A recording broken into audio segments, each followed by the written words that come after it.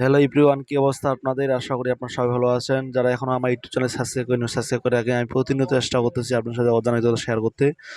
তো আমার সামনে যে এই যে ফোনটি দেখতে পাচ্ছেন, রিয়েলমি C11 একটি মডেলের ফোন। তো এই ফোনটি কাস্টমার কথা মতো হঠাৎ করে এসে আগুনের যে চুলা রয়েছে সেই চুলায় ঢুকে গেছে, এবং ঢুকে যাওয়ার পরেই এই হাল হয়েছে। তো এটি এখন আমি আমার কাছে নিয়ে আসি, এটি এখন আমি সব কিছু রিপ্লেস করার চেষ্টা করব।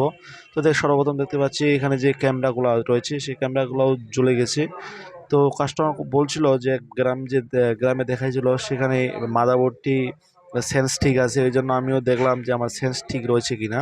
তো দেখতে পাচ্ছি আমাদের মাদারবোর্ডটি একদম ফ্রেশ কন্ডিশনে রয়েছে, শুধু যে বডিটি রয়েছে, বডি ডিসপ্লে, এগুলি প্রবলেম রয়েছে। সো এখন আমি চেকিং করব যে আমাদের মাদারবোর্ডটি ঠিক রয়েছে কিনা। আসলে দেখেন, আপনার এমন আপনার এমন সিচুয়েশন যদি আসে তো কোনো প্রবলেম নাই, যদি আপনার মার্কেটে যদি মাল পাওয়া যায় তাহলে আপনার কোনো ব্যাপারে না।